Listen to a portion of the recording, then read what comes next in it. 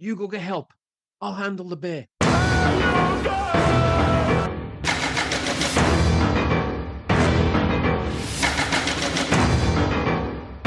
Welcome to Ego's Podcast. I'm Rob, that's Liam, and this week we watched 1994's Guyver Dark Hero. Well, unless you were actually in the Philippines, where it was released in the cinema as Predator 3. Audacious. Yeah. Starring the original Solid Snake. This is a sequel to Guyver from 1991 and gives us a more darker tone on the character compared to the original film. Since its initial release, it has had a bit of a cult following. And yes, I know the acting is terrible. The story is light on, well, everything. But there is something about this film. The look of the Guyver, for one, and as a premise, it's fantastic. The action score, whilst I agree can be distracting, is also very good, in my opinion. But take whatever you will from this film, the look of the Zoanoids, that is something to be admired. Someone tell Spielberg this is how you do aliens. The practical effects are just on point. Now, I know this is not a film I would associate with Liam, but after the likes of The Wraith, Buckaroo Banzai, and some other left field choices I have made, has Liam become a convert to the Guyver? No matter what his opinion is, my picks can't get any stranger, can they? Well, of course they can. I mean, I'm looking at you, Garbage Pail Kids. Yeah, well, I don't know. It feels like a lot of people have a weird attachment to Garbage Pail Kids. It's one of those films I keep hearing about in a way that I never hear about Guyver Dark Hero. I actually remember watching the original one, which is much lighter than this one. This one's like much darker in tone, much closer to the original manga, which is kind of cool because they're the two things I have the attachment with. I read some of the manga. Was there an anime? I can't remember. Yeah, there was a whole bunch of animes, but I've never seen those. There was an anime, a 2-season anime called Guyver Bio Booster Armor. Which, that's the name of the original really manga as well, the whole bio booster nonsense. But yeah, I remember watching the original with Mark Hamill, and for some reason, it just didn't connect. And I think generally speaking, it's mostly accepted that this film is better than that one, which isn't great for the original one by any stretch of the imagination, because you could have alluded to it there. This isn't a great film. I was kind of won over by the end to its unique charms, put it that way. I can see why it's got something of a cult following, and it is largely for the reasons that you mentioned there. I mean, of course, part of the fun is the bad acting. By the time you get to the end, you're like, it's so hokey and poorly written and poorly directed. And the score, I mean, I messaged you early doors, like 50 minutes into this film. I'm like, man, this film's rough. The score is super annoying. And you're like, you said you liked the score. By the end, I was kind of in on the score. I'll give you that. The score is great because as soon as the score comes on, you know there's going to be some sort of action. And which is really what you're waiting for. Because absolutely. Like you said, the suits are cool. The physical effects are great. The stunt work, while relatively low key, is absolutely awesome. Those dudes are throwing themselves around, but everything either side of the action is ridiculous. And I have to ask, I mean, there's one thing setting an action movie in Utah. I was like, that's a bold move. And then I realized, no, they're setting a movie in a cave in Utah. You don't even get Utah. It's just in a cave. The whole film is in a cave. This movie is so low key. It's almost ridiculous.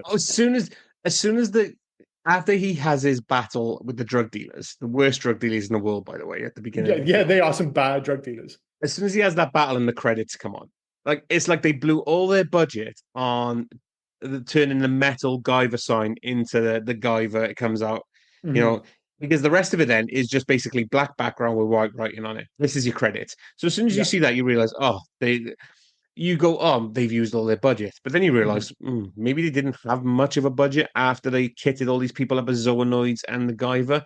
Because as you rightly said, it happens in a cave. It stays in a cave. And then that's what I didn't get though, right? Right. If you're going to set it in a cave, you can set it anywhere. Like when I was watching it, I was like, they're setting it in Utah because they haven't got the budget. So they can just do it in the mountains. And it's just, look, it's Utah, nondescript, middle of the United States. Fair enough. And then they spend the whole film in a cave. I'm like, dude, you could have been in a cave in like New York, anywhere kind of thing. But no. That's the thing. I think Utah goes. I think they've doubled down on, because the first one, as you said, was set in, I want to say New York or LA or somewhere like that. It was LA, wasn't it? Because he destroyed Cronus LA. And that was all city streets, skyscraper and stuff like that. So they thought, you know what? Let's just see what the Guyver does in, I don't know, forest, jumping off some trees. and then just a random cliff. And yeah, the random cliff is fantastic because I love that scene where he jumps off, becomes the Guyver, lands on, runs. And where he just So shouts great. her name, like "News Team Assemble" from fucking Yeah, Anchorman. It's she such a shouts it back. ludicrous sequence. It's It's great. so the only thing sillier than that sequence is David Hayter's running, which is just the fucking worst, by the way. You is running. I kind of blame that on a lot of the slowing down of the camera of the shots. Oh yeah, There's yeah, they do a so lot of much slow mo to slow make it mo up. in this film, and it's like they put so much slow mo in because they want to make, I guess, Guyver seem super fast. So everything with Guyver is Yeah. sped up a little bit. So you get the balance of it. You said bad acting. I agree with you. Bad Mm. acting, and again, Well, no. You don't have to agree. Like, there's no conversation here. The acting is terrible. no, it's not just the So acting, bad. but it's the look of everything. And I've written it down. When you have, what was his name? The government agent who seems to just be on his own. Atkins. Atkins. So Where when he's Atkins, constantly trying to look tough while wearing loads of fleece. You can't look tough and wear fleece. It doesn't fucking work, Atkins. It doesn't work. I have no idea what Atkins is up to. He delivers somehow the best line in the world. We're out of the blue. He's just like, there's a really long delay. He's like, bitch. I'm like, wow, Atkins, where the fuck did that come from? It's crazy. so when Atkins has Crane at gunpoint towards the end of the film, Yeah. and he's got the security team who look like they've just been they came in their own clothes by the looks of it, and one guy was Well, they've given a got hat to they're legit because they've got caps with security written on yeah, them. So but yeah. the one guy was given a hat that's two sizes too big for him. Mm-hmm. But then even his team just looked like the weekend warrior. They like again people that just came in their own clothes and they gave him some sort of weird vest that they bought from Hyper Value or Yeah. something. But like yeah, I agree with you. The budget's ridiculous. I But for some agree reason, with you. I but think it is the start. there's some sort of magic that comes from this film, and I absolutely adore it. I adore the fighting scenes. I tell you, the one thing it has given me Mm-hmm. is the Guyver kick. I don't know if you know the story of the Guyver kick. No. So there's towards the end of the film, he does a roundhouse and he's about Mm-hmm. to kick, but then that's a fake. And while he's still in midair, his other leg comes out and kicks the bad guy. Yeah, that's a pretty cool scene. Yeah. Yeah, and that's absolutely great. And that's been adopted. And this is going to be for when we talk Hug to the Future. That's been adopted by Scott Adkins. He does the Mm-hmm. Guyver kick in a lot of his films. So he's done it in That's like pretty Boy cool. Gert. And seeing Scott Adkins do the Guyver kick is fantastic. So, Hey, I'm all of all the things to for. take away from the Guyver is that kick. Like, Yeah, the thing is, I mean, the main draw beyond the suits, which are cool, and obviously they're very true to the source material.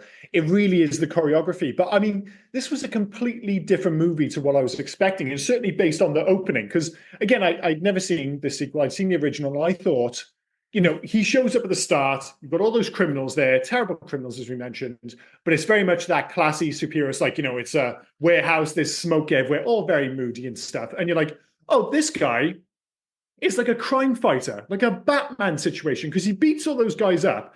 And then, as you mentioned, he writes his name on the wall, which yep. is really weird when you stop and think about it. It's like, you do a good job, and then you like tag your name. I was like, what's the kind of everyday equivalent? It's like, I don't know, blowing the back door off your missus and then taking out a black marker pen and writing your name on the bedroom wall. It's a bit strange, to be honest. And I don't think it's particularly cool how he does it out of his head.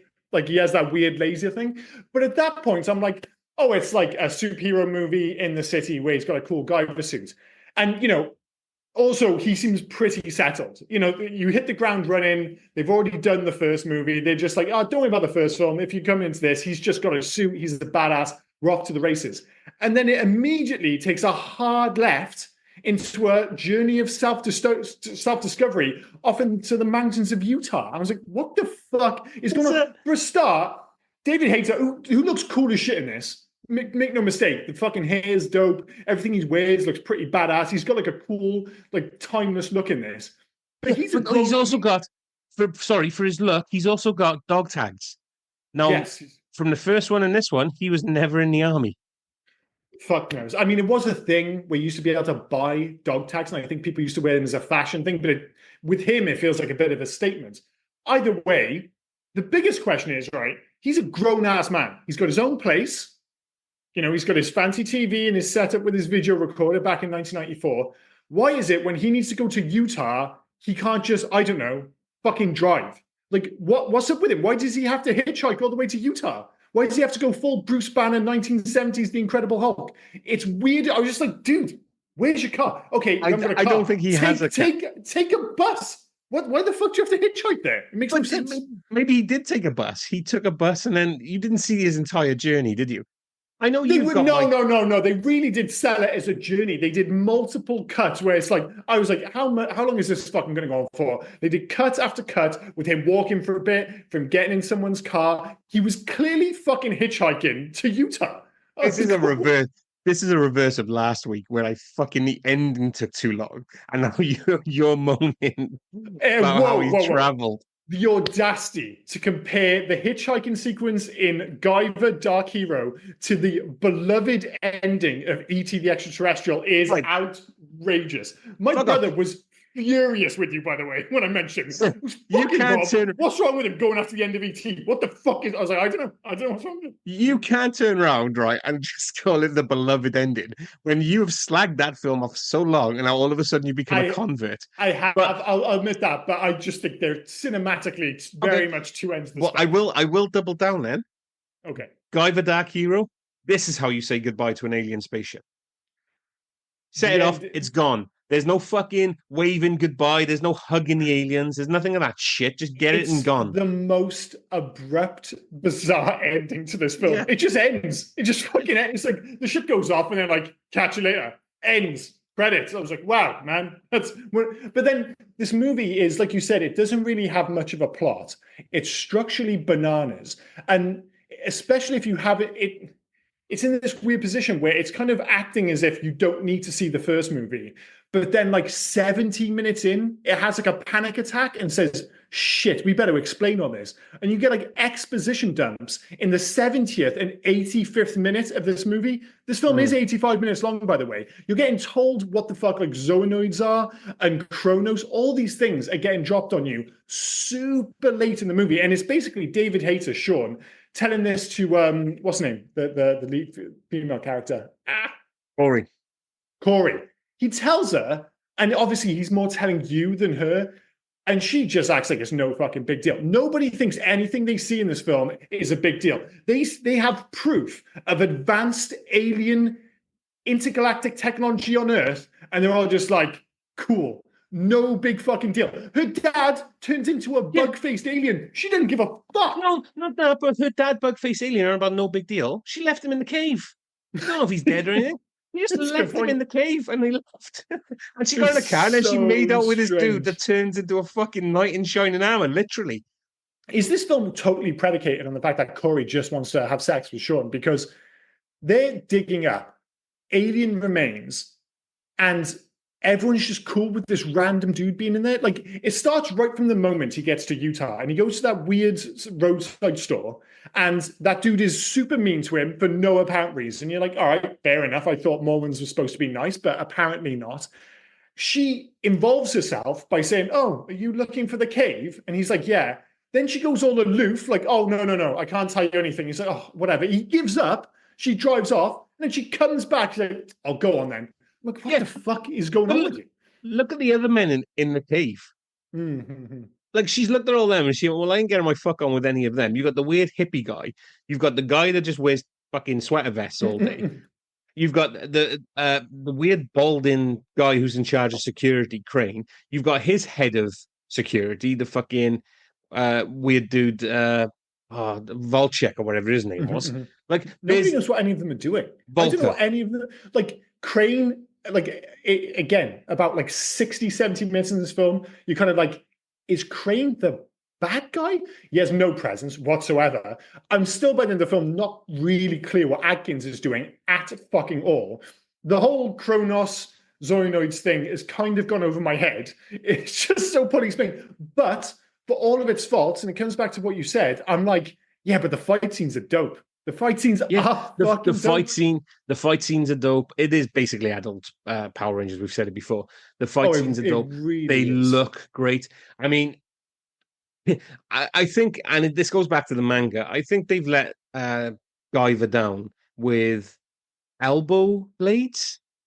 Yeah. Like, I mean, to me, they should be coming out Wolverine style, like the bad Guyver at the end. But they've Mhm. given him elbow blades. And I've always thought, like, how the fuck are you defending or attacking with elbow? But he does a good job. He They seems to do look, all right. they Yeah. I think aesthetically they do look cool when they pop Yeah. out of the side, and you kind of have to go in with like elbow attacks. But that's one of the other things with this film is that I was not prepared whatsoever for it being quite so violent, because the violence in this is sporadic but also incredibly bloody, and there's no Yeah. suggestion early draws because there's not loads of like f-bombs or anything delivered.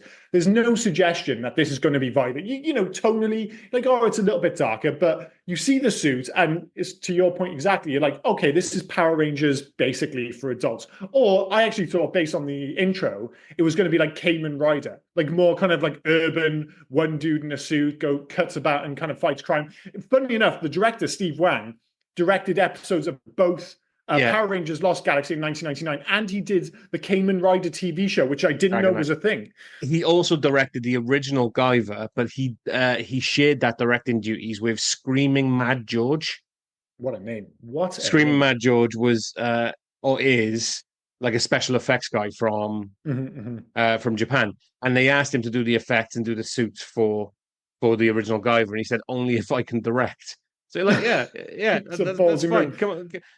Paid off. The suits are great. The suits Yeah, are super cool. And I love, like, it's not just, oh, they're guys in suits, so it looks a bit like Power Rangers. It really is that anime. So I was trying to, what the description would be was like, what was it like? Like all the movements are like really exaggerated. Like every time they get yeah, pushed back, their arms go waving everywhere. It really does have that Power Rangers vibe. And it even has that anime style conversational action. Like they're fighting, but they're also delivering like exposition and asking questions of each other at a time when you really shouldn't be fighting. This movie, despite being shot in the West and having a completely white cast, other than Atkins and so, but you know what I mean. It becomes aggressively Japanese when the suits go on. Like right down, like, it really is true to the manga. It's true to Japanese live action choreography, the full works. And it's yeah. loads of fun. And like it is like a little bit similar to not the 2017 Power Rangers movie, which I actually stand by. I actually think that's surprisingly decent. Oh, that's awful. I thought that was surprisingly okay. But there was a proof of concept made by Joseph Kahn where it was like really was Power Rangers for adults, where some of the Power Yeah. Rangers Is get that the one killed. with James Van Der Beek?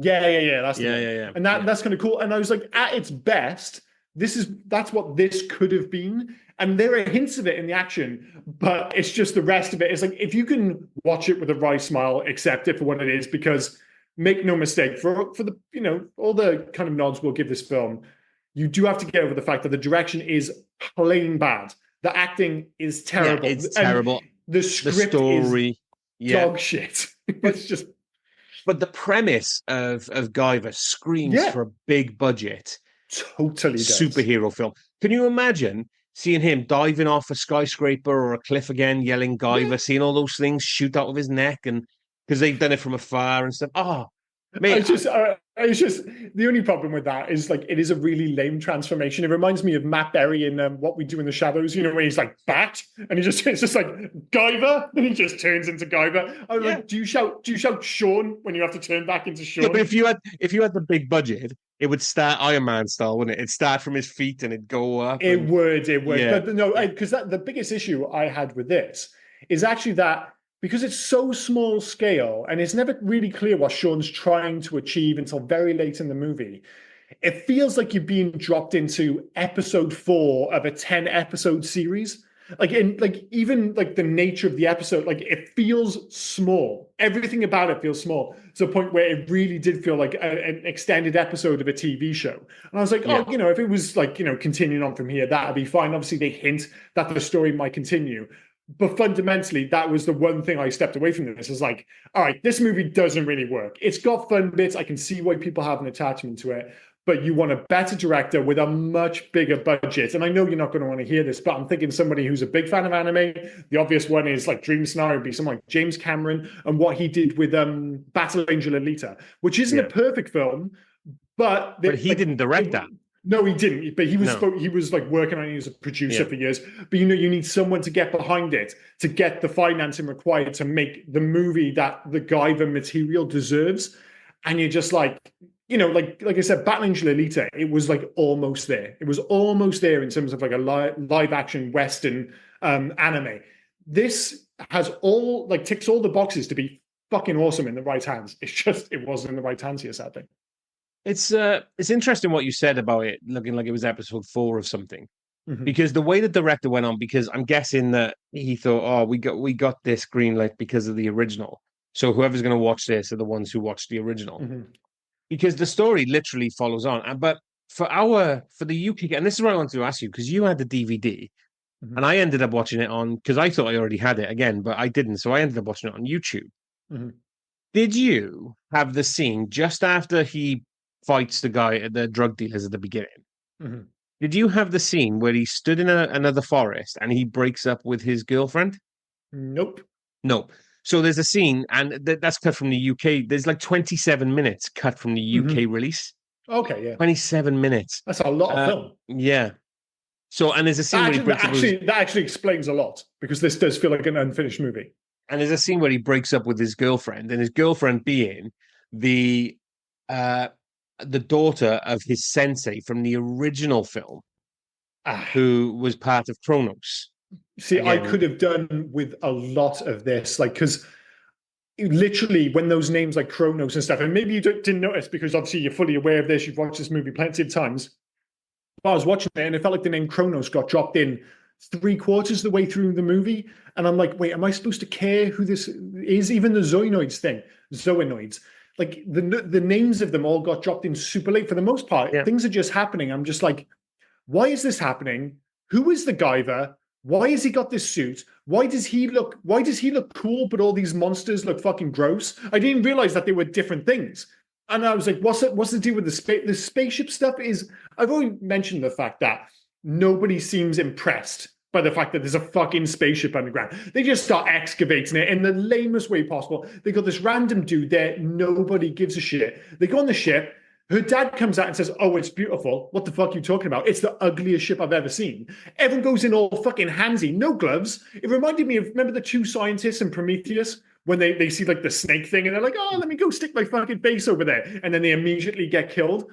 Yeah, like everything in that spaceship looks like a fucking horror movie. And they're just like, oh, this is nice. And I'm like, why are you touching things? Why the fuck are you touching things? Because they're the Zoonoids. They're the only ones who went in there with the Zoonoids. So they're not human. So they're not following any practices there. Because no, but his daughter went in. Corey went in. I mean, is she? That's the question. She's a daughter of a zoonoid. So does she have a zoonoid gene? Will she become some sort of shrimp creature? Right. Why is her dad a zoonoid? I have no idea why her dad is a zoonoid. Like the whole story with what's his name? Marcus. That is so underplayed. The whole thing with Marcus is underplayed. The whole thing with Atkins, who, other than wearing fleece and occasionally delivering a zinger of a line, I have no idea what he was up to. And they do hint at a wider world, like what's his name? The bad guy, Crane, has that call, doesn't he? With I assume the leader of Kronos. And it hints at a larger world, but then that just disappears. And even that call's weird. Like the leader's like, oh, you have to get that done in an hour. I'm just like, an hour? It's like, how about he steps away and makes sure he does it properly? Why the fuck do you need this in an hour, you psycho? It's just strange. There's ever hints to the fact that Kronos is somewhere else in some sort of alternate dimension. And you can is there? I missed all that. And you can get there through some sort of gate. So the hour is like he's not going to travel. He can deliver it pretty much straight away. Okay. But again, you don't get any of that. You have to take a lot of leaps with this film. I was so confused. I mean, I didn't mind being confused because it didn't really matter, but it was because they felt the need to drop so much information on us late in the day that I was suddenly figuring these things out. I'm like, oh, that's what the Zoonoids are. That's what Kronos is. They've obviously got this history, but it all happened like well after the hour mark in a movie that's less than 90 minutes long. I'm just like, Jesus fucking Christ. For you. Of course. Did you think that the drug dealer at the beginning was a bit excessive on that security guard? I'm jumping back to the beginning now. Like, he's going on about this magic thing where they can melt cocaine into plastic and then extract the cocaine back out of plastic. Not sure that's a thing, but okay. And what I love is Michael Jai White did it as well, didn't he? They took that idea with what the fuck was that film with Steven Seagal? and DMX. Exit wounds. Oh yeah, Exit wounds. Where where they could actually put the cocaine or drugs into starch and put it on the clothes. Fantastic. Because of course Fantastic. you can. Of course you But can. like when the security guard like pushes the drug dealer away, then he empties a fucking clip into him. I'm like, mate, that's a bit excessive. And then he's It like, please don't kill really me. is. Please don't kill me. And then you get the throat slice. And I like that beginning, but it sets up something that just doesn't happen. Yeah, yeah. Like you said, It's the start to a completely different movie. It was basically the start was what I was expecting this movie to be. It really was. Yeah. And then all of a sudden, and like you said, it's not just the fact that it's in the city and he's doing his whole crime fighting thing. It's Sean, because in that moment, he seems so assured of himself. I'm like, oh, okay, yeah, we've already had the first film. He's like comfortable in the Guyver suit. He's doing his thing, being a badass Guyver. And then he spends the rest of the film just being confused about everything. Yeah, but that's like, what the fuck's going on? I mean, you got to feel for him because he doesn't know what's going on. He's having these nasty dreams and his neck is pulsating. And what is going on with that neck thing? It's the Guyver. That's where the Guyver unit is. Oh, see, you're saying that with a tone like I should know. Yes, you should. You said you saw the original. Yeah, when I was like fucking 9. Like, that's all right. I'm coming into this film as if you might as well just assume I've never seen the original one. All I remember about the first one is that I didn't really like it. That's it. So if you're watching this film and if you saw me on the idea that this being predicated as you don't need to have seen the first one, you can just roll in on this film. Yeah. And he's laying there in the bed having one of the weirdest dream sequences ever, where he's doing this like weird front down jerk off thing. And it really does. You get it in so many movies where I'm amazed a director during a nightmare sequence isn't like looking down the camera going, guys, we can't use this. It looks like he's jerking off. So say Anakin Skywalker has it in what is it, Revenge of the Sith. And you're just like, this is sorted if you can just see where his hands are. But no, he keeps them down by his side, so it looks dodgy as fuck. And in this, you can't see where his hand is. It looks like he's going to town on himself, and he's got this weird pulsating thing on his back, and the whole sequence is just creepy as shit, and I have no idea what's going on. If you see when he does the Guyver transformation, it all comes from his neck. Everything, all the tendrils come from his neck. So obviously, but what's funny is, I sent you the transformation scene from the original 1991. Did you watch that? No, I didn't. I totally forgot. I didn't think you would have because in that one, how he steals the Guyver, or he comes into contact with the Guyver unit, and some LA gang kick his head into the unit. So the unit then attaches to his face, and it's gross then how it becomes. But then obviously it just ends up just staying on his spine or something. But yeah, it all comes from his neck, so that's why he's got the pulsating neck things. Yeah, but what I wanted to say, but he's then drawing. He's then drawing eggs with points coming out of them, and he sees the same eggs with points coming out of them on the TV. So of course he's going to go to Utah because it's directing him somewhere. So yeah, but that's the thing. There. What, like, yeah, I get that, but you know what I mean. Like, once you get to that point of the film after the introduction, I'm like, okay, it's this dude. He's going on this journey of self-discovery, but the opening just suggests a complete. It's such a tonal shift from that opening sequence where it really does feel like it's going to be a crime fighting movie. And then it's just this whole other thing. And it was so disappointing when I found out, one, that they were going to Utah. I was like, okay, here's a limited budget here. And then they just go into the cave. I was just like, you go fight outside. The sequences outside are so much better. Fight outside. Because, yeah, that's what I mean. But they don't do it enough. Although one of the sequences... to be fair, he has more fights outside than he does inside. It just feels like they spent... By the time I finished this film, it felt like we'd spent 80% of the movie in that fucking cave. We probably didn't. No, we didn't. Such a nondescript, nothing cave. I was just it's like last week with that goodbye, where I said the goodbye lasted like half an hour. That's probably how I feel about this. We were probably in the... Put it this way, regardless, we're in the cave far too long. It wasn't aesthetically interesting. What I wanted to ask, where did they get the dynamite and the detonators and all the cord and everything to blow it? I know, like, they're excavating. Nobody knows. It's like, why do they have all that security?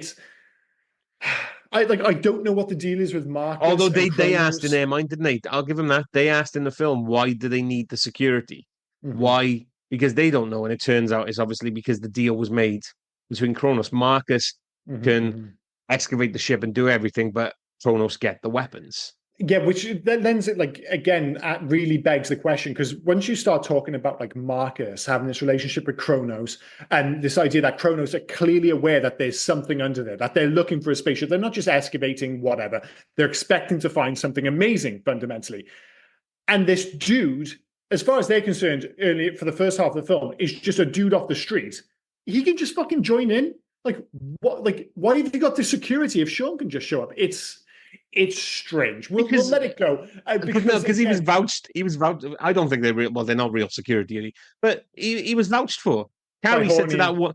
Carrie said to that one woman, one guy, "Oh, he's with me," and apparently totally accepted by everybody on camp. Totally accepted. Did you notice? Well, like she constantly reminded me of. Remember Lisa Loeb, the singer who did "Stay," that really famous like one-hit wonder. She just totally reminded of her. She was just dressed like 1994. It was unbelievable. And I don't be harsh because she's been in a lot of like successful TV shows since, and I think that kind of speaks to like doesn't matter how good an actor you are, if the script is ass, it's doing you no favors. She comes across terribly in this fucking film. She's always so confused. Well, her line delivery is so poor. She hasn't got much to do because I'm pretty sure the script for her just says, right, damsel in distress. Not tough, confident woman. You're just damsel in distress. All you've got to do is scream, find out your dad's an alien. Don't care about that. Leave your dad in a cave. Don't care about that. Act like Lassie when you can hear Sean calling your name on the wind. And just call back. So weird that sequence. When he got to the top of the cave, I was like, "How's he going to find her?" And then he just Corey, like, "Oh, this is happening. This is fucking happening." Did you find the Zoanoid fighting noises a bit jarring? Like I like the score when you've got Guyver, but then the Zoanoid thing was all.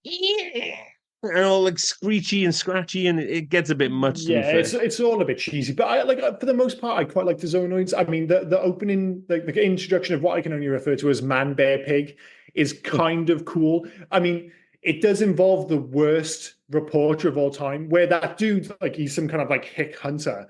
He's supposedly seen Man Bear Pig, and he saw that and thought, this is a bear. Not only that, but he's like, I'm going to take this guy back out. If you see that in the woods, you don't go back out. But fair enough. He takes the reporter out into the woods. The reporter sees Man Bear Pig and turns into the worst reporter ever. He's like, the dude's telling him, he's like, dude, take a picture. And he's just screaming. I'm like, my God, dude, you are just the fucking worst at your job. And I think that was the moment when I had my first genuine shock, because it's so low key. But Man Bear Pig like slices his head in half. Yeah. And the film just doesn't make a big deal out of it. You know that Hunter Mind was out for revenge, don't you? No.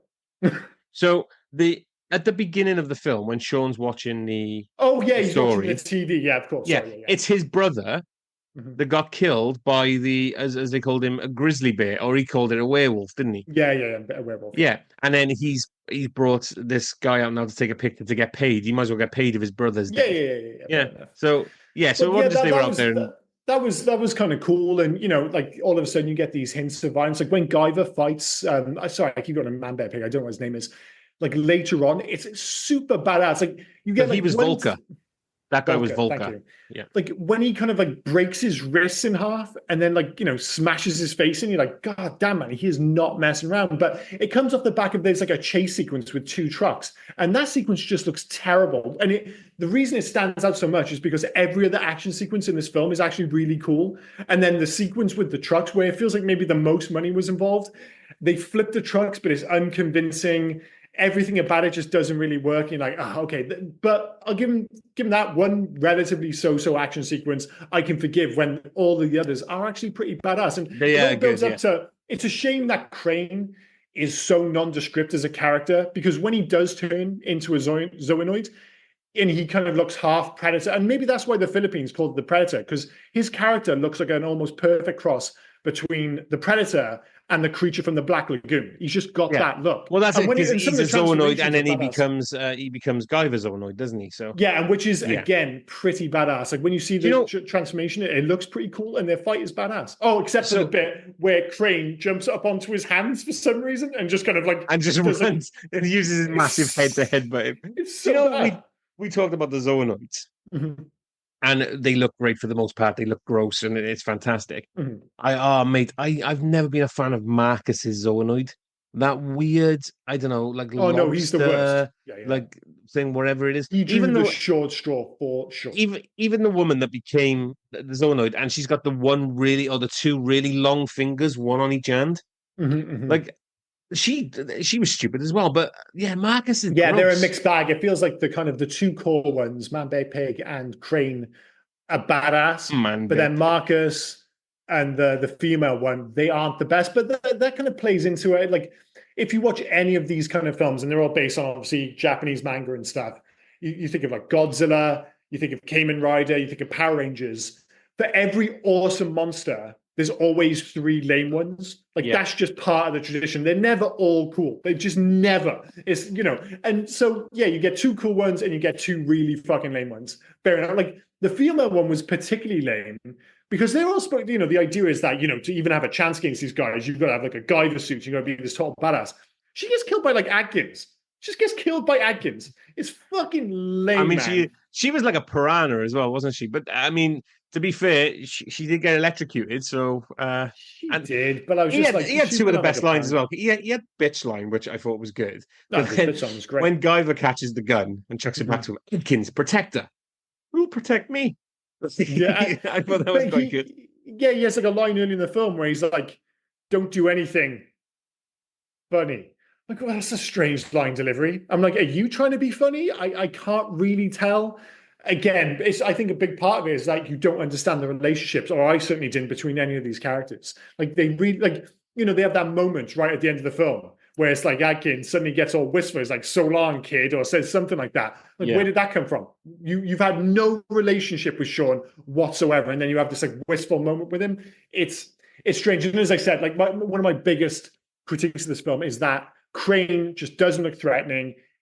There's no suggestion that he's the bad guy throughout. And then when it's revealed that he is, it's just a bit whatever. And he almost isn't deserving of such a cool Zoanoid look. Yeah. And I was He's just a like, bit it could have done with a better villain.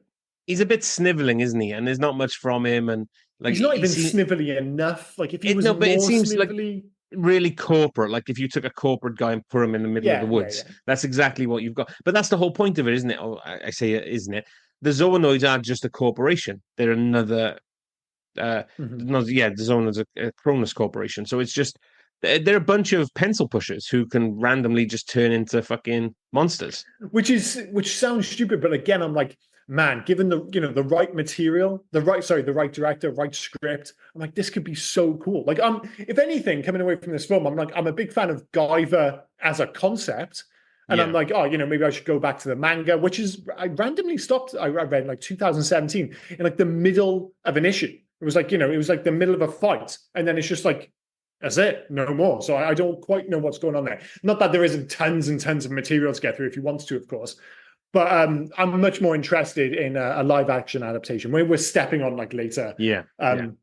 parts of our show here. But do you have anything else to add before we move on? I mean, he does the cool Liu Kang kick when he's fighting Crane at the end, which was cool. I was like, The bicycle kick.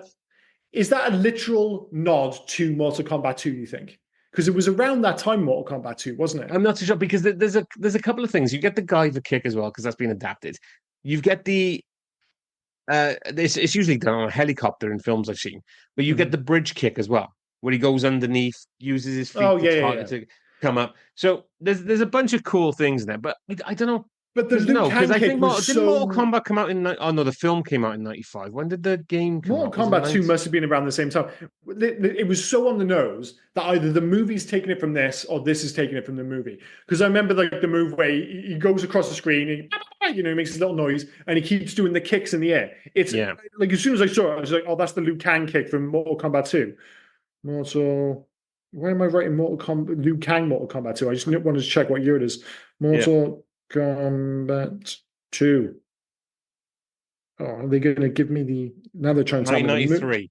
So it Oh was yeah, a yeah, year yeah. before this. Yeah. It So has was a to. year It before. has to be a nod to it because Mortal Kombat 2 was an absolute monster in the arcades, and obviously it led to the movies and everything like that. So I think the Liu Kang kick that Guyver does is clearly a nod to the video game. But then, like you said, its own kick has gone on to be homaged in other movies and by Yeah. Scott Adkins. So it's kind of cool. But I can see why when people think of this film, they think of the action, they think of the suits for good reason because the rest of it is The rest of it, so as I've said in my intro, the rest of it, it has a lot to be desired. But the things that stand out is what made me go back to this film and makes me love this But film. that's the thing. If you watch this in 1994, I and was you're 11. like, I watched this because it came straight to video. So I was straight to the video shop. I picked it yeah, up. well, that's what I mean. Yeah. I can imagine, say, like if you're a kid and you're watching, say, you're accustomed to, say, Power Rangers, and then you get this where you're like, oh, it's like the Power Rangers, but they actually kill motherfuckers and there's blood and everything. It would be the coolest thing in the world. And you're much more likely to forgive the acting.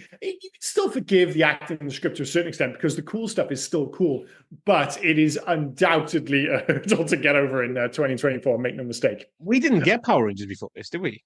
No, he didn't. It came afterwards. Yeah. So no, oh, no, it didn't. 1993. So it was the year before. Oh yeah. And Yeah. what the film? So I was thinking The movie, film came out was in it- 95. 95, yeah, because I remember I saw like an advanced screening of the movie, and I was never really into Power Rangers. I feel like they came just a little bit too late Yeah, for me. I was same with me for 10. What was that? I would have been 10 when it came Yeah, out. my attachment is yeah. all to like 80s toys and cartoons rather. Yeah, I Yeah, know that, yeah. and don't get me wrong, that really is right on the cusp. Power Rangers. It's kind of like the same with Pokemon. Like I have a vaguest attachment to Pokemon because I remember thinking, "Oh, that's kind of cool," and I like Pikachu, but I was just that tiny bit too old for it to Yeah. really impact me. And it was the same with Power Rangers. They both came in, probably for both of us, like a year or two too late. Like I said, Yeah. I saw the movie in the cinema, and I was like, "Oh, this is fine," but I just didn't have that attachment. But yeah, if you're like 12 and you're like vaguely aware of Power Rangers, and you're like, "Oh," again, probably why it was perfect for you, or if I'd watched it back then, because Yeah. Power Rangers comes out and you're arguably like a year or two just too old to think it's cool. But then you see this, you're like, oh, this is what you should be watching. Fuck Power I Rangers. love it, yeah. And This is I've badass. loved this. So. I've loved this since day one. Anyway, let's move on to the next. I mean, for me, it's either the opening action set piece, which was slightly ruined by the dodgy criminals, who were just the worst. But I like what they were going for there. A little bit disappointed where the rest of the film went, but you know, I loved it as well. Like the idea. Like I say, I loved it. It was so funny that we didn't mention it when we were talking about the film, but they were all from different ethnicities, or what should have been different gangs of LA. Yeah, it was Like, just dudes. Like you said, yeah, it's just guys. You had the Italian guy, you had the black guy, you had the Mexican guy, you had the Asian guy. You know? It was like, very forward thinking in many respects. It was like they all decided to go out on their own and form their own gang. Like it's just right. As much as I like that sequence, make no mistake, that might be the worst gang ever committed to celluloid. It's just a terrible, terrible gang. Yeah. And that's why it's probably, I mentioned earlier, the fight out in the forest with Man Bear Pig, where there's some really cool choreography. And then when Guyver does actually kill him, you know, he uses all the skills. It's totally badass in a way that we totally forgot to mention. When Crane dies at the end of the film, what's it like? It feels like Corey killed him by just shooting him in the head, which feels super low key. Like these guys are like destroyed the Guyver unit. Yeah, yeah, but it just feels like there's supposed to be these total badasses, and then one of them's just been like taken out by fucking Atkins in his fleece, and now like for all the like cool choreography, one bullet fucking does for Crane. And Crane, you know, you mentioned about the whole ET thing. They take so long to say goodbye. How long does Crane take to die? I mean, it takes so long. This film's 85. The poor bastard is melting. Yeah, but I mean, he goes full Wicked Witch of the West. I mean, if this film's 85 minutes long, it feels like 16 minutes of that is spent in the cave, 10 minutes of it is just Crane dying, albeit also in that motherfucking cave. But anyway, it's not my least favorite sequence. I'm going to go with the man-bear-pig fight in the forest, which I think is totally badass. For me, it's the final fight between Guyver Zoid and Guyver. It's awesome until it's not. That's the problem. I just hated the way it went out. I think it's fantastic. I think it's such a great fight. And to the point, it's had a lasting effect. Me and my cousin back in the 90s used to play Guyver. One of us would be Guyver, one of us would be the evil Guyver doing the twitching and fighting each other. That's so niche. In like Wales, we used to play Guyver. Yeah. That's we used to love it. Like, because again, my cousin was like me when we were growing up. Well, my cousin's father would do the same thing my parents did. Just get us random videos and we'd watch them and talk about them. We used to get attached to these films, but that was the thing, and we've mentioned it a few times. It is the difference between, you know, back in the late 80s, early 90s and now, is that you get much more attached to these films because you'd rent a film and it was just fuck all else on. So if you're going to watch a film and you had it for a few days, you would just watch that movie over and over again. You get like super attached to them in a way that I just don't think people do nowadays. Yeah. But apparently you just got attached to Guyver, playing Guyver. Fucking love it, dude. The Guyver action set in 1994. It was that and Shadow.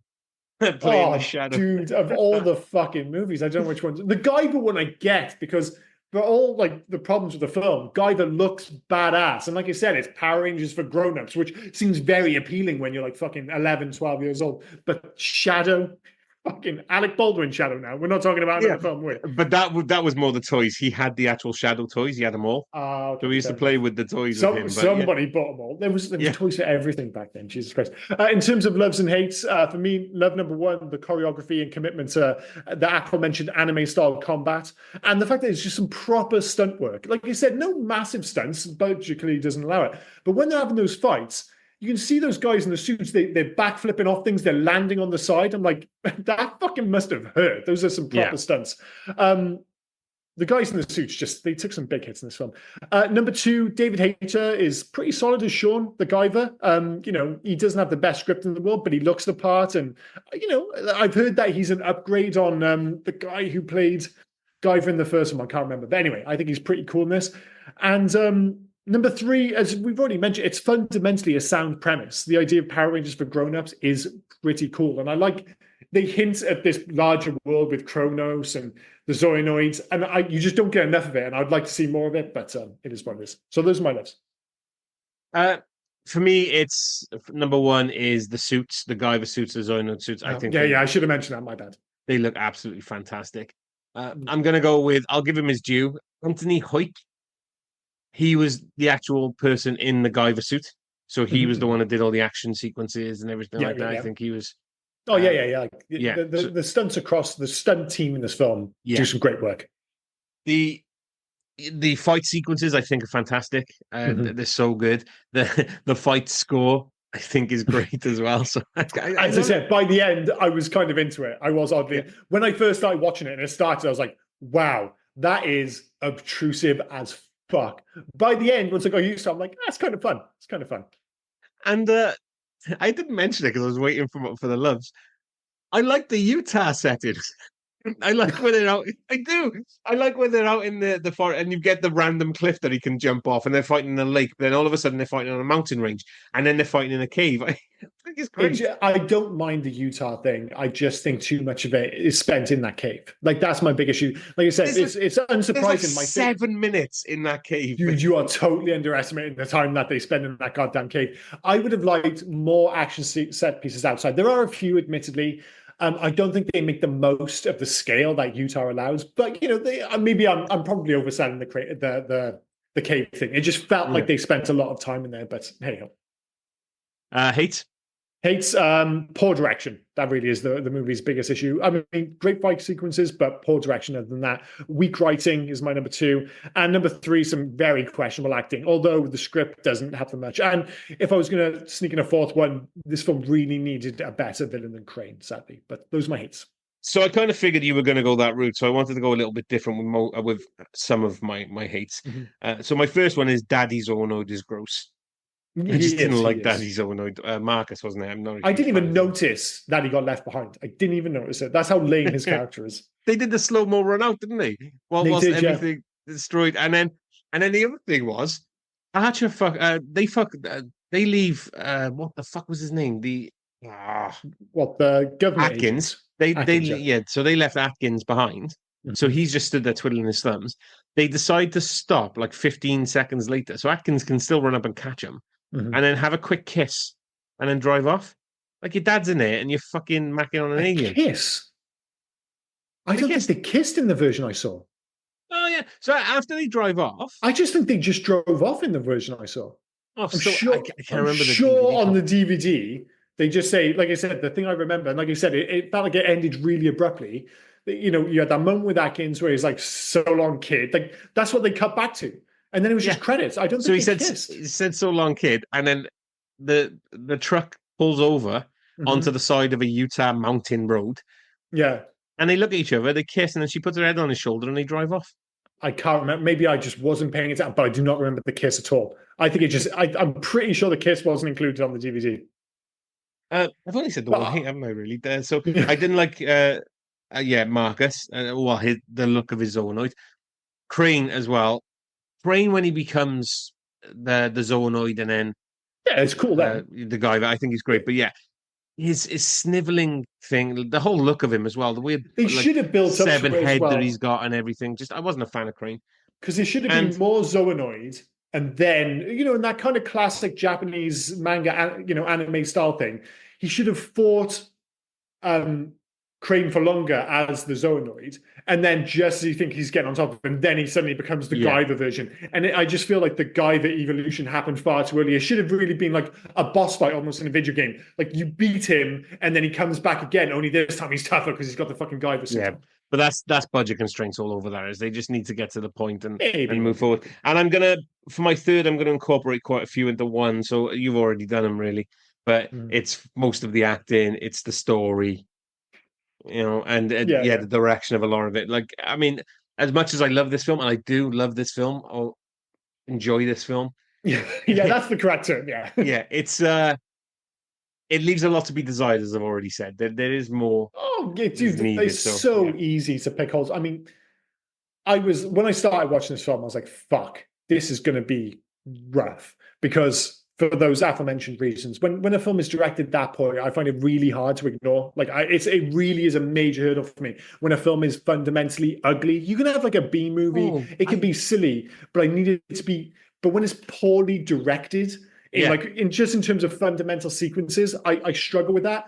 But once I totally got agree. over that, I like, and I was like, oh, but the fucking action sequences are shot really well. I felt like it was almost like a completely different unit, and I think that's what the case was. You've got a guy who knows how to shoot action, knows how to choreograph fantastic action sequences, doesn't know how to choreograph a conversation. Doesn't know how to shoot just a normal, like two people just walking from A to B. It just looks rough, and the writing's rough, and the script is terrible. But there's fun to be had. I totally agree. Poorly directed. That fucking Avatar couldn't get on with it. Fucking poorly directed film. Like fucking awful. What are you talking about, mate? Exactly what I'm talking about. Fucking terrible No, film. And then no, no, it's Avatar not. too. No, that's Yeah. So nonsense. anyway, what's the next section? Trying to get a rise at me. If you don't see, that's what I'm talking about. Right? If you don't like Avatar, completely fine. But objectively, it's It's shit. directed And fantastically. he is fucking awful as a director in that film, to be fair. Can't do it. Like we're two different worlds in terms of like you've got a very not competent, understand it, a very technically gifted director. Like you said, there's loads of films which I don't like. It's just not for me. But I can see it's just like, oh, but it's got somebody competent behind the camera. This guy, Steve Wang, Oh no, Steve Wang. Yeah, I'm not disagreeing with this, and I'm not trying to get a rise out of you because you've attacked Guyver on the directing. I totally agree. I just think that Avatar was directed poorly, but that's for another podcast. I just see I can't go on that journey. I don't understand it. That's a problem. Like I can understand you not liking Avatar, but say it's poorly directed. I can't even begin to understand. Anyway, let's move on. Any alternative titles beyond the aforementioned Philippines calling this Predator 3, which is a super baller move on their part, by the way. Just like it's not doing it. Guyver's not going to sell. Which is one of the creatures looks a bit like Predator. We're just going to call it Predator 3, and we're going to hope that some people fall for it. We've had it before, didn't we? We've done it with. I think we mentioned it with Troll. Troll 2 was called Troll 2, but that was actually a film about goblins. There was that weird. I can't remember. Kickboxer or Bloodsport? Kickboxer? No, it was Kickboxer, wasn't it? No, not Kickboxer. Yeah. Oh, Bloodsport. I don't think there was one. It was an action movie where it was just there was loads of it, and then loads of films went into that. It was suddenly something 3 instead of just the first part of that. I went through like 15 of those Kickboxer ones, didn't I? I can't remember what film we did. It was bizarre. Yeah. So yeah, there are a couple of alternate titles. So in the Czech Republic, it was Guyver, the Mysterious Hero. That's okay. In France, it was Guyver, the Shadow Sentinel. I think these are both better than Dark Hero. Greece, Guyver, Alien Cop. Not really. Although I quite like the idea of him being an alien cop. Hungary, Guyver, the Superhero 2. No. Mexico, Guyver 2, Hero's Opponent. No, that doesn't work at all. No. Hero's Opponent. So he's the opponent of the hero. Yeah, it's weird. It's poorly thought out. Maybe I assume it's a translation thing, but it doesn't work. Poland, Guyver, Hero of Darkness. It's okay. Even with this Dark Hero, this whole dark stuff, like, why is he dark? Like, he seems to just be a good guy for the most part. I don't know. Strange. He's doing a lot of killing. That's pretty dark. Yeah, but only bad guys. Yeah. Portugal, Deadly Predator. I guess if you're just stabbing people like that, yeah, it's pretty dark. It's pretty dark. You are right. And Taiwan, Forced Armor, Dark Hero. Forced armor. I guess that is what it is. It is Yeah, forced the armor. armor kind of forced itself upon him. So yeah. Yeah, he doesn't necessarily like he spends the most of the movie moaning about it, so fair enough. Any facts for this film? As you can imagine, there's like seven. So many times David Hayter has been asked at multi sci-fi conventions if a third film was ever planned. Himself and Steve Wang have stated the rights are in limbo, but would never rule out the making of a reboot Guyver film. Fair enough. I think that. Well, we'll get to that in Hook to the Future. Yeah, we'll get After the first film was criticized for being overly goofy and comical, the filmmakers added more elements of action and horror, hence turning the sequel to an R rating. Mm-hmm. Wise choice. Several of the actresses posed semi-nude in lingerie and in skimpy bikinis for the spring 1994 issue of Femme Fatale's magazine to promote the movie. Kristen Calkins revealed in a later interview that they didn't want to do it, but were pushed into it by producers, even though the producers said the film promoted strong female characters and didn't include nude scenes because of it. It's strange that they did that because there's nothing in the film to suggest like there's no connection. There are certain films that like, oh, we pose, back in like the 90s or, the early 2000s in particular. It's like, oh, this is like a teen movie or something, we've got like a cast of sexy characters. So we're going to do something to kind of, connect to the film, whatever. This doesn't have any of that. Like you said, she's just like Lisa Loeb. Like she's never wearing anything particularly sexy. David Hayter, like he's handsome enough, but he's just a dude. It's a strange choice. Telltale Games was considering earlier on looking to buy the Guyver franchise to be turned into an episodic game. That would have been cool. That would be very cool. I mean, because that was the thing they did. People forget, like they did before they hit big with Walking Dead. They did like Jurassic Park and they did Back to the Future. And even they started before they were big. They had these huge franchises which didn't really take off. Then Walking Dead, which is the biggest franchise, but it's not big in the same way that Back to the Future or Jurassic Park is. That's big. So next they can do whatever they want. And they did The Wolf Among Us, which most people had never heard of. It's like, don't get me wrong, it's a fantastic graphic novel, but most people hadn't heard of that. So it's not unthinkable that instead of that, they might have been like, let's just do the fucking Guyver. Yeah, but I can't see, like, and we'll get into it in video games. He needs the action sequences. Yeah, I can't see the Guyver being an episodic game where you just, like Walking Dead and stuff. For me, it needs to be action. It needs to be action oriented. So. The only thing I'll say is that, yes, I do have an issue. Like you've got to incorporate the action somehow. But in terms of dialogue, a lot of these animes and mangas and stuff, a big part of the fights is conversational. I mentioned it earlier. You think of like, say, Dragon Ball Z. And the whole episode is a fight. It's because they spend 80% of their fight talking shit to each other. Yeah. Like they just stand there and it'll just be in a monologue. They always do that fucking shit. It's not just people fighting. It's always talking or it's always in a monologue. So they could have made it work, but it's still... I agree with you. It's a strange choice, all the same. Yeah, it's not what I would have gone for. Two more. So David Hayter met his wife during production of this film as she plays one of the archaeologists. And then finally, the design of the Guyver Zoid was heavily inspired by Guyver 3 from the manga. The distinctive features include the spikes on the head, the more angular eyes, and the black armor. Yeah, that's something to mention. That's something to mention. There's not many. So this hints that there's one Guyver or two as in this film. Mm-hmm. But there's actually quite a few in the comics or in the manga and the anime. Mm-hmm. I think in the anime, I think there's 2 or 3. Okay. And in manga, I think I want to say 3, 4, or 5. I can't really remember. I wouldn't be surprised if there's tons because the manga ran for a very long time. And it's the same with all these things. Like, you suddenly realize like, oh, maybe I'll watch like Dragon Ball Z. Sorry, just because I got that on the brain. And then you suddenly realize there's like a bajillion episodes. It's the same with like One Piece and Naruto and all that jazz. That's why I can't get into it. Like I like anime and I like manga, but there's a reason I always keep to feature films because I can't get involved in the TV shows because they're based on these like Shonen Jump and all these other things in Japan, these serials which come out week after week. So there's so much material that they just fucking run them forever. And you're like, there's just too much. There's fucking too much. So yeah, I can't be getting involved. So yeah, I don't want to see like the manga or the anime. I'm just like, just give me a live action movie. That's it. That's all. Okay, well, that leads us right into Hug to the Future. Remake, sequels, Let It Die or Leave Well Alone. This one's super easy because it's a remake. I don't want to see a continuation. I think it's a great character, a solid premise. It just needs, as we mentioned earlier, a bigger budget and more time behind the camera. I'll stick with what I said earlier about the whole idea of getting someone like James Cameron, and not just because you said you didn't like him, but because of the Battle Angel Alita connection.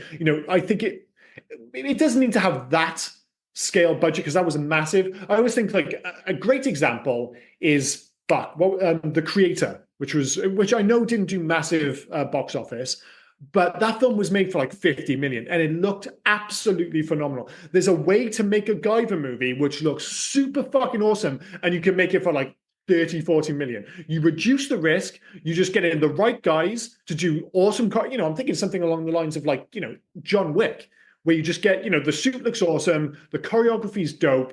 It doesn't need to be a $200 million film. It just doesn't need to be that. You can make but then of course, this film looks like it was made for like $100. There's somewhere in the middle. I want to see a Guyver movie, an R-rated Guyver movie, that's the other part of it, made for like 30 million. That'd be fucking awesome. But as to whether it'll ever get made, I don't know. Like, in my head, I'm like, could you do something similar? They went big on Godzilla, but then, like, they've got the whole monster universe, but Godzilla's always had more of a kind of, held more cachet, should we say, in the West certainly than Guyver. It's like, as much as it's very Japanese, everyone knows who Godzilla is. So you're never going to get that kind of budget for Guyver. But that kind of mid-range, because they've made a whole bunch of Japanese ones recently. They had this series where it was Shin Godzilla, then they did Shin Kamen Rider, and they kind of did those for, I suspect, probably like 10, 15 million. Over in the West, they'd probably spend a bit more money. And I'm just like, yeah, 30 million, make that movie. That's what I want to see. But yes, as I said, just keep it R-rated, keep the suit, keep the awesome choreography, just a bit more cash and a slightly better director, dare I say. That's basically, so there's two ways to look at it. I want to see it as, again, a remake. And I'd like to give it to the likes of maybe Gareth Evans, who gave us The Raid, that kind of fast action. Great shout. Or as you said, then it was a Chad Stahelski who gave us the more grounded fight scenes within John Wick and stuff like that. But as I'm thinking about it now, it would suit, because you said about the mangas, like One Piece and everything. It kind of suits a Netflix adaptation. Netflix are loving their manga adaptations at the moment. And yes, some of them are hit or miss. You get One Piece, which the action in that is great. The stories in that are great because they've got stories to follow from. I like the Avatar that they did, and not a lot of people have liked it, but I like the Avatar last. I'm going to come out and say something quite shocking here. I didn't hate the live action version of Death Note.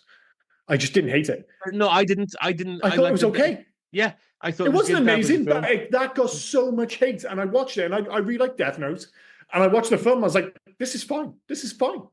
I'd say it was almost good. I haven't got around to Cowboy Bebop yet, but I hear good and bad things. What did you say? Mixed view. Well, that's the thing. I feel like if we're in a world where Cowboy Bebop was this massive success, the live action version, I think that has a knock on effect, and maybe people start looking towards Guyver's not far down that list from Cowboy Bebop, but because that one kind of tanked, these things get pushed aside.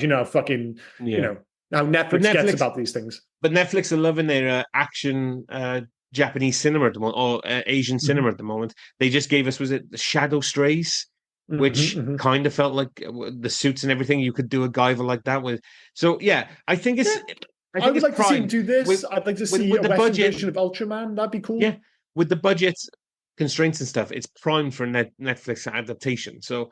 Yeah, it doesn't need, like we was both agreeing here, like it doesn't need loads of money. It just needs a decent budget and the right people. That's it. Cool stunt team. But like I said, I would prefer to see a 30 million version, which keeps the action intense and violent rather than a 200 million movie where it's trying to sell it as a PG. I don't want to see that. I want to see the 30 million fucking ultra violent version. And that doesn't mean David Hayter. You bring someone else back. I don't really care. The important thing is the actual character and the premise more than anything. I want to see more of the Zoanoids. I want to see more of Cronus. I wanted to retain that slightly cheesy Power Rangers style action, just with a bit more gloss. He's a bit too old now to play, I guess, Sean Barker, but put Scott Adkins in the Guyver suit. He'd be fucking badass. Or if you did a thing where there were like two. Like Papa fucking, how old Scott Adkins now? Like 50? I don't know, man. Scott Adkins, when he did like the fat suit in John Wick 4. I think he's great. Yeah. He was so, honestly, I keep looking back to that. I was like, that's the best part of that film by Country. I have so many, I still cannot believe we live in a world where everyone gave John Wick 4 a free pass for being 3 hours long. I found that, and I love John Wick. That was unfucking forgivable. Unforgivable. But the one part of that film which I adore is the bit with John. I didn't even realize it was Scott Adkins. I was like, whoever this guy is the fucking business. It's Scott Adkins. And of course, then I've not gone down the rabbit hole like you. I watched Boss Fight, the one with Mel Gibson. Oh, yeah. No, that's Frank Grillo. Boss Level. Frank Grillo, sorry, Frank Grillo, I'm Yeah, mixing them up. yeah. That was cool. But anyway, Oh, I've mixed Boss them up. Level is great. But I mean, I didn't fall down a rabbit hole. I've been on the Scott Adkins rabbit hole since day one, like since I'm obviously Boycott not a 2. bigger fan because I mixed him up Yeah. immediately with Yeah. Frank Grillo. They do look quite similar, right? Yeah, Yeah, absolutely. that's And what I thought. Frank Grillo would be Frank Grillo deserves more like the action side. And Frank Grillo's in his 50s, but not for Guyver. No. No. You need someone younger for sure. Yeah. In terms of making a change, so this is where I asked a question. You can only make one change. I'm going to get out the way. We've mentioned a whole bunch of times. Just changing the director's chair. Even beyond the budget, I would change the director before the budget because I just don't think he's a fantastic director, sadly. So yeah, get someone with a bit more talent behind the camera. It really sounds like I'm shitting on Steve Wang, but it's just not brilliantly directed, sadly. I want more towards the alien story, I think.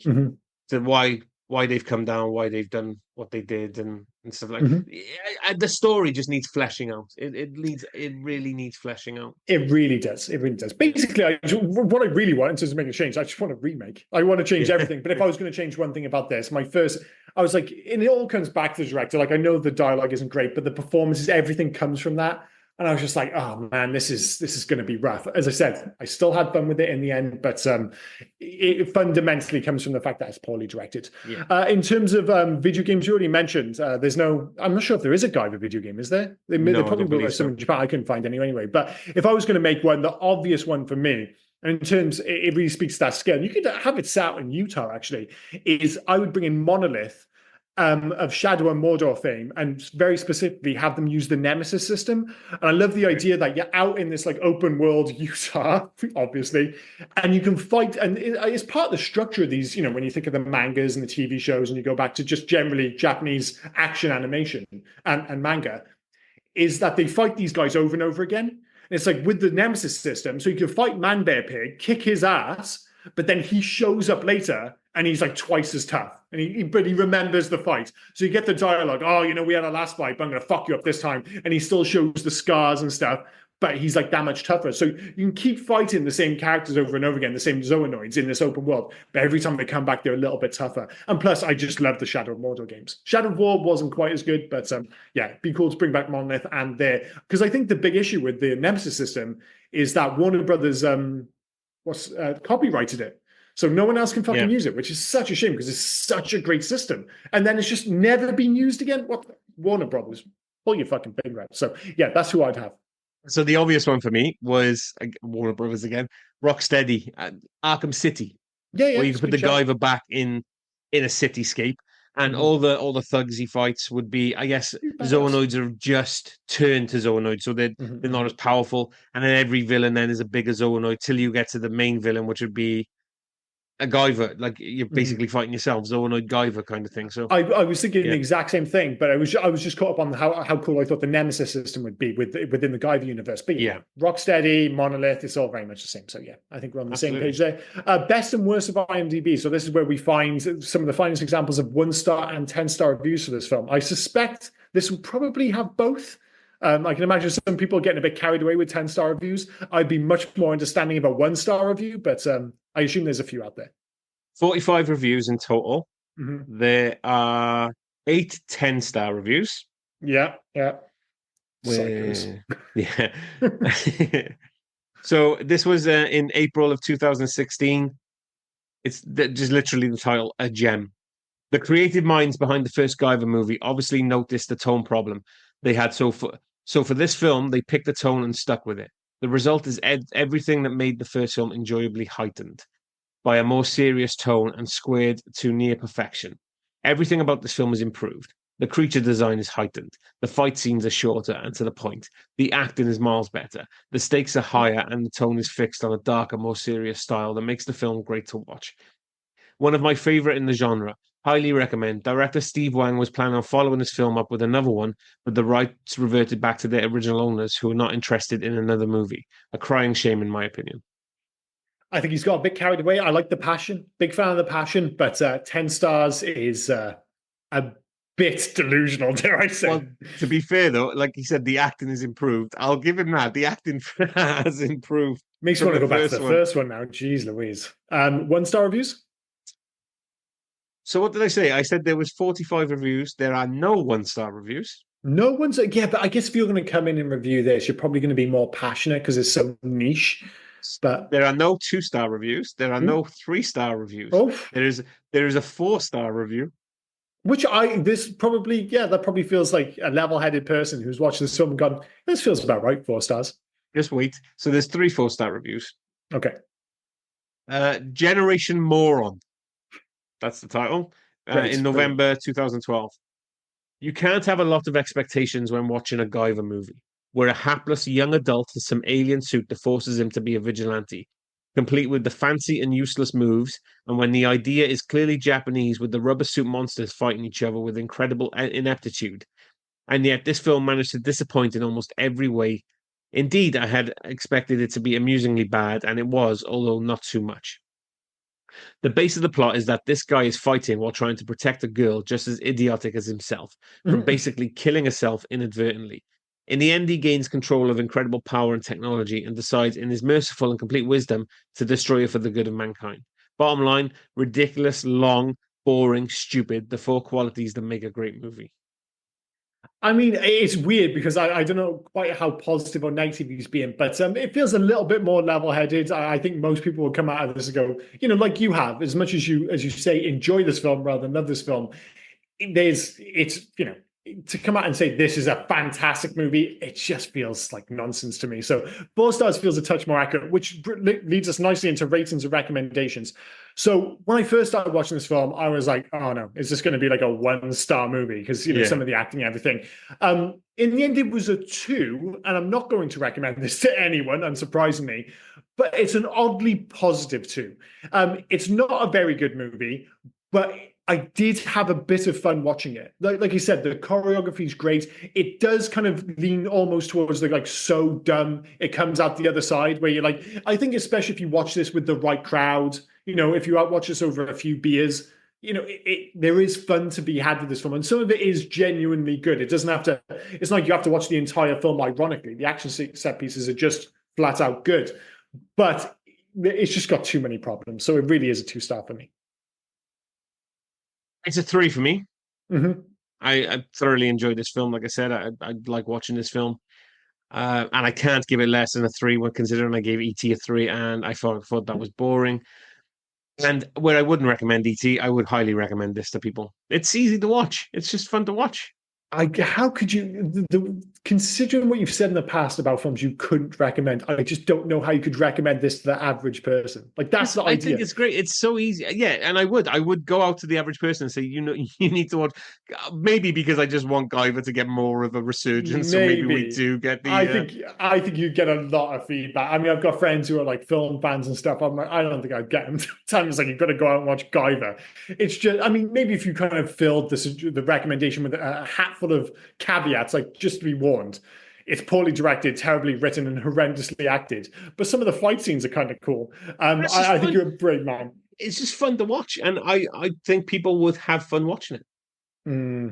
I think unless you've got an attachment to Japanese animation, I think most people would find this film a very, very tough watch. But that's why I say no. I'm gonna recommend it. I would highly recommend this film. Fair enough. Fair enough. In terms of next week, all right, I'm going to give you the option first. So you can either pick the year 1991 or the year 1982. 82. You're going to go for 82. This could be controversial. Yeah. So the director is Nicholas Meyer. I have no idea who that is. Okay, well, this is going to be a hint. He also directed the 6th movie in the same series, which is also a very good movie. 82. It's not Halloween 3, is it? No.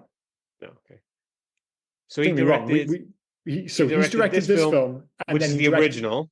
No, and then he directed the 6th film of the series. No, it's not the original either. Oh, okay. So this is a sequel, and then the 6th film, obviously, is another sequel. So he only directed 2 of them, but I would argue that he might have directed the 2 best movies in the entire series. So there's 6 films in this series. There's more than 6. Fucking hell. I need another hint. It'll drive you crazy. When I say what it is, you'll be like, oh yeah, of course. I'll say the star, but it's going to totally give away. William Shatner. Oh, for fuck's sake, you're Star Trekking me, are you? I am Star Trekking you. I'm Star Trekking you with The Wrath of Khan, which I think is probably universally seen as probably the best Star Trek film. This is coming from someone. I'm not like a hardcore Trekkie by any stretch. I never really watched the TV shows. I certainly never watched the original Star Trek, but I've always had a bit of an attachment to the movies, despite the fact that the quality is all over the place. So Nicholas Meyer, he directed The Wrath of Khan, which very much got the series back on track after the mixed response to the motion picture, and then he came back in for The Undiscovered Country, which was the last of the original crew. I mean, Shatner came back one more time for Generations, but the last one with the original crew was The Undiscovered Country, which is also fantastic. The endings to that film, he specializes in nailing the fucking endings. Like you're probably fully aware of the ending of Wrath of Khan, even though you've never seen it. Well, if you haven't, I'm not going to say where he goes Khan and everything. Oh, well, I won't say because it has this a very. This is the one with the whales, is it? No. That's number 4. Okay. That's the Voyage Home, which is fun, but stupid. Is this the one where Spock dies? Because then they go looking for him. Well, they go looking for him in the next film. So it's The Search for Spock is the third one, but this is the one which has the really emotional ending where Spock dies, like sacrifices himself. Blah blah blah. Very good film. And then the ending, I wouldn't say the end, Undiscovered Country, but they have this big battle at the end, and they just nailed. This whole crew have been together for so long. I don't know why it works so well. But they have a shot, unsurprisingly, of the Enterprise, and they're all on the deck. And then they end it with the closing credits, with them signing their names. So it's like up on the screen, and it's something to do with the way it signs the names, and the music comes. I'm just like, oh my God, it's just fucking goosebumps. And I'm not, like I said, I'm not even the biggest Trek guy in the world. But it'll be interesting to see what you make of this, because as I said, it's universally accepted as the best Star Trek film. Yeah, but you keep setting this up for failure. Every time you do one of these where you go, it's universally accepted to be a great film or everyone loves it. I'm not going to like it. You might not. I mean, you don't hate Star Trek though, do you? No, I don't hate Star Trek. I don't hate everything about Star Wars. It's just everything that I've watched at the moment. Like the idea of Star Wars, and I've never seen the originals. I've seen the J.J. Abrams remakes, had fun with them. I've seen most of the TV show, the new generation TV shows.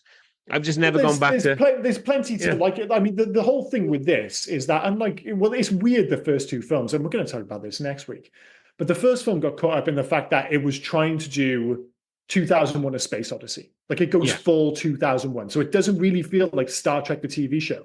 And this goes hard the other way too. Almost like we were talking about with this, where it feels like an episode of a TV show. Wrath of Khan, it was introduced in the TV show initially, and then they brought him back for this movie. And it does feel like this just self-contained little story. And it feels like a kind of an action-oriented Star Trek episode with just a bigger budget. And you've got this great villain who just acts his ass. Like, that's going to be interesting. Just see what you make of Khan, because he is going for it. There's a lot of chest on display, put it that way, dude. It's interesting because I say interesting because you do this quite a lot. You big these films up, and they're films that, like, again, everybody seems to like, and like Avatar for one. And I'm not trying to slag Cameron off again. I love Cameron. I love Cameron's original stuff. No, but I know people don't. But what I mean is, a lot of people these films, and then I come along and I go, well, that was shit, wasn't it? Like, I don't know what it is. I tend to not follow the same path that everyone else follows when it comes to films and everything like that. You mean like quality? That's really good. Just because people say that, like quality. No, you have a contrarian air to you, to say the least. But I mean, this is, like you said, I don't think there's any guarantee. I mean, I thought, because you said you had an interest in Star Wars, and then you didn't really like Empire Strikes Back, I found that genuinely bemusing. But with this, if you have a vague interest in Star Trek, this film was still made in 1982. Like the effects don't necessarily all hold up. I mean, what I think does a huge amount of heavy lifting for this film is actually the score. The score is fucking unbelievable for this film, but we'll talk about that next week. I said, don't big it up too much, because I don't want to rock. You'll love the score. If you don't love the score, I mean, we'll just quit the podcast. I'll be amazed. It's just a really good score. It's just one of those. Is next week the last episode of the podcast? If you came out and you were just the score is terrible, was Star Trek 2 the final straw? Was that it? The straw that broke the camel's back. Who knows? The hill we died on. I mean, like I said, if you didn't like this film, I wouldn't be shocked. It'll be interesting to hear what you because you don't have that attachment to the movies. But of the Star Trek films, especially the original ones, this seems the obvious one. I really like the J.J. Abrams one, the first one in particular. I actually whisper it. I don't think the sequel, which is basically a remake of Wrath of Khan, what was it? Dark Star Trek, Dark something. The one with with Cumberbatch in. Benedict Cumberbatch as Khan, yeah. Yeah. I actually thought that was okay. I think the nerds got carried away. Like they were just, they had the audacity to remake Wrath of Khan. It's like, I'm not saying it's the best movie. It's easily the second best of the J.J. Abrams one. It's better than the third one, 100%. I like the J.J. Abrams ones. I like the third one. I think the third one's good. I thought the third one had the era. Is it Beyond? Beyond, yeah. Beyond was fine. Into Darkness was the third one. I preferred Into Darkness because it felt more cinematic. The third one... No. Beyond was the third. Into Darkness was the second. Yeah. I thought Into Darkness was actually completely fine. I thought Beyond was just okay. It just felt too much like a TV show. It just felt inconsequential. No, it's fine. But I think it like went in order. They just, for me, sadly, they just got a bit worse. Like I loved the original one, it was just called Star Trek, wasn't it? The 2011? Yeah. 2009. 2009. The open, like I'd be interested just before, and we'll wrap this podcast up in a minute. The 2009 Star Trek, because you're dead inside, even more so than me, as we know. Were you surprised by how emotionally impacted you were by the opening to 2009's one with Chris Hemsworth? Impacted at all. How the fuck were you not? I like that Star Trek. I like the opening. But to start shedding a tear because I don't know that happened. No, that's not for me. I just my god! I mean, I thought it was unbelievable. It reminded me almost of like Up, the genius of Up, where how the fuck are they getting such an emotional reaction from you as soon as the movie starts? Surely Up got you right. The opening with his wife, nothing. Oh, when he met his missus and then she died, and then he it was all right. I mean, Jesus Christ. You're a Stonewall. But anyway, so this has been Guyver, Dark Hero. Next week, 1982's Star Trek II, The Wrath of Khan. And then my choice after that then starts the Christmas season, doesn't it? Is it that? Jesus Christ, already? I think so, yeah. Oh my God, I'm not ready for Christmas at all. I can't be dealing with that. But anyway, people are like, wasn't this supposed to be fucking, Guyver? We haven't been talking for Guyver now for 20 minutes. I've just gone off on one. Because I've said this before. When there's a film you don't emotionally connect with, you find everything you can do to bring up other stuff. It's crazy. It's crazy. Well, there's only, the film's only 85 minutes long. There's only so much material, I suppose. But anyway, anything else to bring up before we wrap this podcast up? Nope, not today. I got somebody begging me to make him some dinner, so I'm going to have to go and see my kid in a bit, so we'll have to end it there. Fair enough. I've been Liam, he's been Rob, and you have been listening to the Hey You Guys podcast. Cheers, guys. Bye-bye. Cheers, guys. Bye now. Oh, and before I forget, where can folk reach us if they were so inclined to? Well, you can actually reach us on Hey You Guys 80s at Facebook, Instagram, and on Twitter. But if you want to send us a mail, do heyyouguys80s@gmail.com. Send us in your recommendations. Send us in your thoughts about any of the episodes. Just literally talk to us. We'll have a one-sided talk with you on the podcast. Yeah. We're nice folk. Get in touch. But no, cheers, guys. Bye-bye. Cheers, guys. Bye now.